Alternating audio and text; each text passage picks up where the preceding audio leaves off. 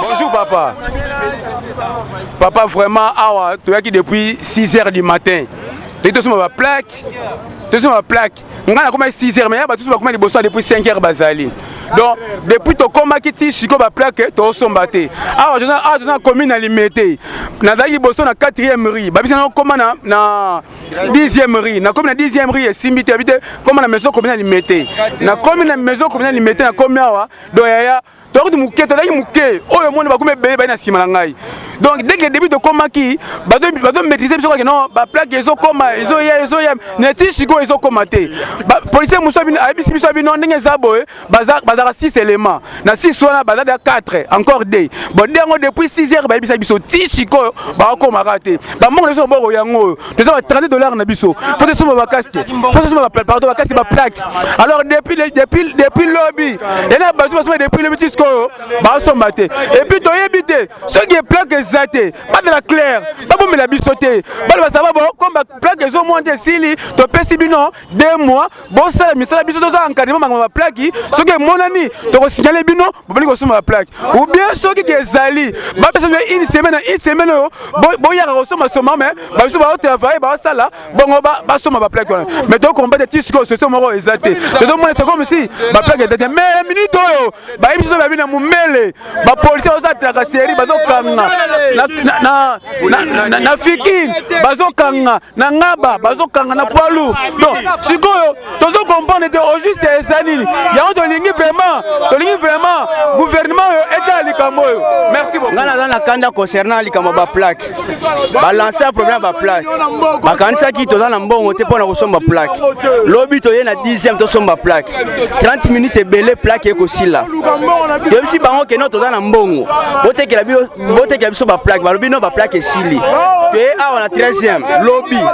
ba plaque esili lelo ba biso to ya na tongo te na tongo pona ko somba plaque tisiko bazo ya te to lingi ke no gouvernement sunga biso parce que toza na mbongo ne to ebité si ba kanisa toza na mbongo te toza na mbongo ba ebisa biso jour nini ba plaque ezala autorité pona ke no to somba parce que batika biso libre to bula o 2 jours to bula le susté tozo ya ka ko somba mais ba plaque ezate ba ebisa biso ba plaque yango eza précisément wapi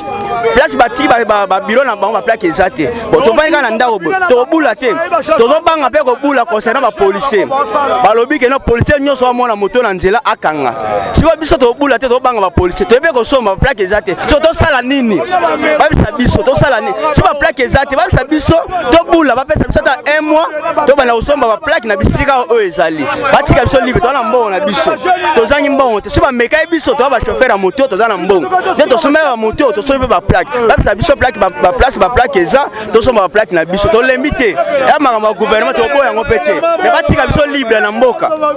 bolobika ba plaque eza mais to mona ba plaque yango te so to somba ngo wapi to bula te so to le ndenge ni to vivre ndenge ni to ba ko nyoko la biso parce que eza ba tentation bobi que notre somba plaque to ebe ko somba plaque eza te mais police de ba biminzela to bebe ko bula mais gouvernement yoka parce que to bimanzela to boy dérangement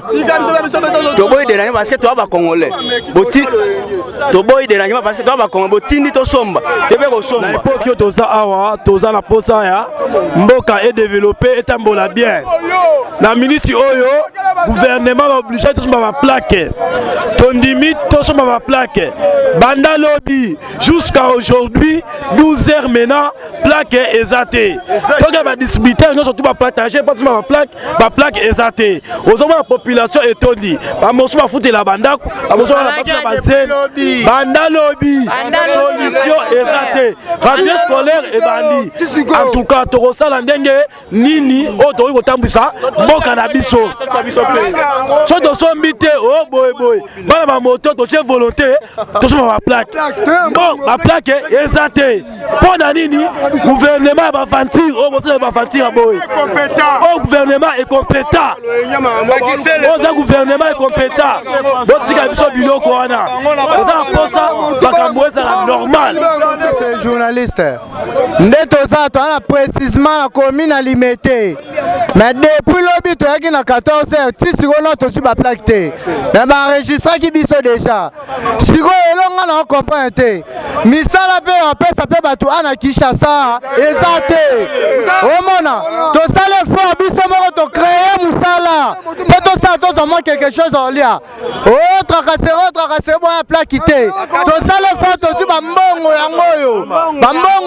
tosi bambongo pe tosomba ba plaque sikoyo toyeba te plaque yango eza wapi baateka yango wapi to baateka yango kaka na limete so namoni ke eza amuke bayebisa biso tofanda bandaku soit batika biso ya kimia tobula tozwa bambongo mais tina toloba boye daa na mombede aba bandida kokanga na matete bakanga nanga partout bakanga batika biso kimia sino te bato ya moto torevandike nde tozalaka lokola baluka mabe na biso bayebango nde tosa boye tolingi na biso mabe te tolingi na biso mabe te mboka oyo esi ekufa kala mabe eza makasi na mboka bango bazwi miso na bango batie na bamonta bambongo totambola nango yango oyo baplake yango mpe eza mpe lisusu te soki balingi mabe te batika makambo na bango bazosala oyo toboyi baamerikain na baarabe bakomi na kongo awa bazolobela yango te moto nde bazwi bapelisela yango misu tokotuma bapine na baprince tokotuma bapine na baprince tokosala mabe na mboka oyo tokosala mabe so basali baji tokotuma bapine na baprince azokoka bakuluna te mbangu ka epa biso bato ya moto mposa na biso apesa biso masete biso tozongela kikuluna uswata biso tozala likolo ya moto tozala à l'aise aponela biso 2 semaines wana apesa biso ide moko tozongela bakuluna uswata tozala likolo ya moto à l'aise nyonso mutuna yango epaka songo yango wana nanga nalobaka elomo chef nanga nalobaka elomo na Gentini Ngobila na Kasongo bapolisier oyo atia musala ki policier atiaka bango mpona bamoto na bamituka to atiaka bango mpona bakuluna bakaske na minito eza te eloko mpe eza te esili plaque esili 52,000 oyo kaske oyo na mutu abulaka na moto combien oyo bango baboye basomela bato bakaske oyo bango balingi kaka bato badepanse mbongo ebele likolo ya plaque toana basi toana bana rentrée scolaire bango bana bambongo biso toana eloko toza nenga boka boye mena ndima kosakrifie be nanga na prince na boka boye bafasa ba hiro boye mena babula na moto tokutani boye na parcours normal na boya aussi mambeli me yozo ya okanganga na mindo pe ba plaque eza te boyebisanga na ofutela ndaku na nini na mindo te doit faire du mois atina ba la police ka bakanga biso na loba boye po oyo e pas l'état na biso pona biso moko era moko to qualifier yango eza lokola escroquerie bazolinga ba escroquer biso bana moto bosomba ba plaque toye kosomba ba plaque eza te mais bango moko bazotinda basoda na bango bakanga biso siko oyo eza escroquerie te bafungola biso vérité bapusa soki bamoni ke lelo makoki eza te lelo to lobi ya biso kosomba ba plaque po tellement toza vraiment ebele bao basomi plaque baza mukie biso bao totikali toza ebele seke bapusa bapesa biso mwata biso bango babana kobongama na makambo ya casque ya plaque plutôt biso toya kosomba plaque na kimia batika bato na bango bakanga biso te biso pe tosala musala na biso lobi toya ngana ya kilobi na yaki pe sima lobi na yepe lelo 3 jours déjà nazosala musala te naza bloqué mais naza na mwasi na bana eloko na ngena episa bango pe yango wana tobeza batala biso na aéroport tovami na aéroport tozela bino na moto toyela moto tobeza bakabila biso bana aéroport tiko totika bino na bamoto mais lelo bozotia biso mal à l'aise po biso tobula bozotia biso mal à l'aise tola biso yango tosuka peuple tokotika bamoto mais bozotia biso mal à l'aise tosima biso tobula biso biso tokotandeli tosuka bamachete ubendeli nango tosuka bamachete ubendeli nango dans la pesa oyo na lobby ndenge eza boye baplaque oyo bato bapesela mo depuis le niti siko na nebimite siko toza bato ebele ya bambongo eza na poche ya kosomba tosomba wapi place moko ya kosomba bato batondi ebele totoyo na parking boye eza kutu te ekomi ya bakomi kombo oyo azwa plaque oyo ya boye ozwa te siko tosala nde nini nini rentrée scolaire yango parce que bato bakozwa classe nini to bana koma journée kaka pona kosoma ba plaque bapusa ata ba 2 mois bambongo yango toso ba plaque ezate bambongo yango tosimbi na maboko bambongo yango toso ba plaque ezate bambongo yango yo toso ba plaque ezate kobongisa mboka oyo biso bata moto toza na posa kobongisa mboka na biso oyo za mboka na biso mais problème eza nini baya na bato ya baplaque wana na bare na biso na bare osika tovandaka baza koteka balekisa biso ata ti fin du mois tosombaka mais oyo akozalake lelo bakoma okotisa nde baplaki pesera ali ya mbongo policier ali ya mbongo croix rouge ali ya mbongo makambo wana ezalaka te biso tolingi nde baplaki ezala ebele tokosomba toboyi kosomba te tokosomba mais lelo toye awa eza te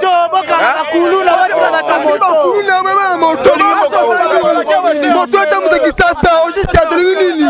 na age nanga na bula moto natambuza mboka otema bakangi otema na reo batema awa te otema babula awa te ojiska tolingi nini bamoto esabo moto koma avana mosala moto ekanga mbuteyage ojiska tolingi ngana nakei ntango miso bakangi ngai natongo boye mpo ya kitase na carte rose na permis nakisa ngo banele $30 lobi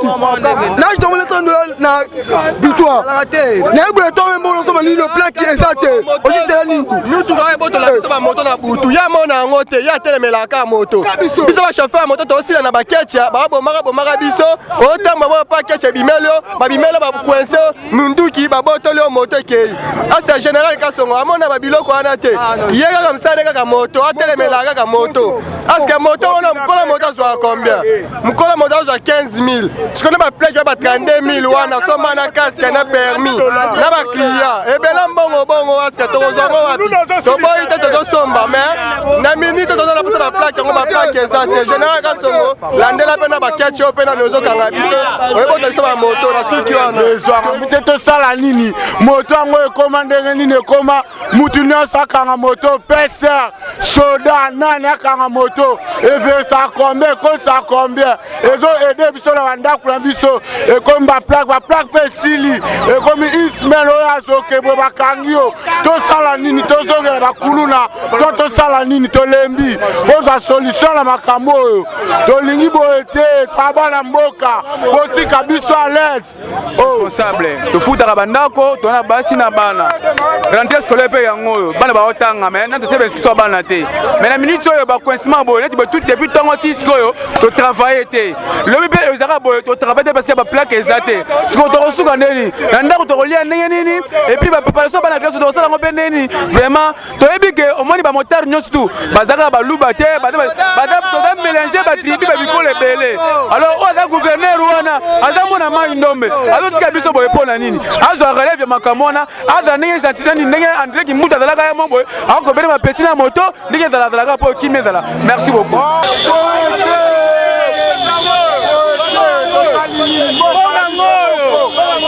mboka eza ya biso moko tokomondi ya bapoya na mboka oyo plake eza te onini moko toluki plaque na lemba eza te bapolisier bamosenga 2000 fois mpo bakota bino na kati baplake eza te bato batondi plake eza te toyeti boye plake mpe eza te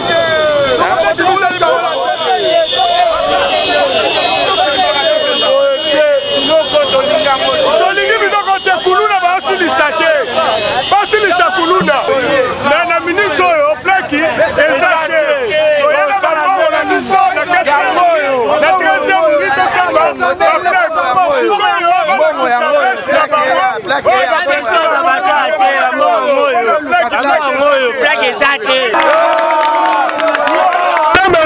yango na mumbele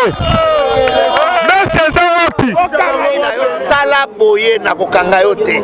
siko ozotia tembeani kasi yango nalobi kuna ava bapesa yo jeton il faut liste na yo ekota e liste ekoti babengi yo